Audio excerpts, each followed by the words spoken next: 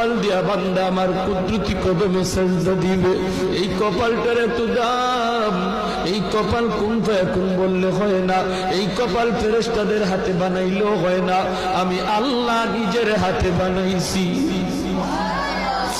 আল্লাহ পাক কই আমি আল্লাহ দেখি জমিনে কেমন অন্যায় হয়, অত্যাচার কেমন জুলুম হয়, জমিনে কেমন অন্যায় হয়, অত্যাচার হয়, কেমন জুলুম হয়, কেমন গুনাহ হয়, আমি আল্লাহ দেখতেছি।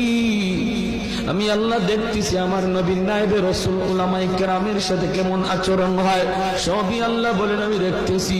এরপরও আমি কেন নগদ ধরি না জানুনি?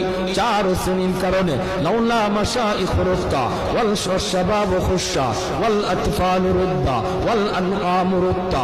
আল্লাহ বলেন এক নম্বর হলো ওই বৃদ্ধ মানুষগুলি, এখনো জমিনে এমন কিছু সাদা দাড়ি সাদা চুল আমার কিছু বৃদ্ধ বান্দা বান্দি আছে রে, কোমর বাঁকা হইতে পারে না, করতে পারে না, কষ্ট হয়, হাঁটুতে ব্যথা, কোমরে ব্যথা, এরপরেও আমি আল্লাহর কুদরতি কদমে সেজদা দেয়, কষ্ট হয়, এরপরেও আমার কদমে সেজদা দেয়। এই সেজদার দিকে তাকাইলে জমিনের প্রতি মায়া লেগে যায়।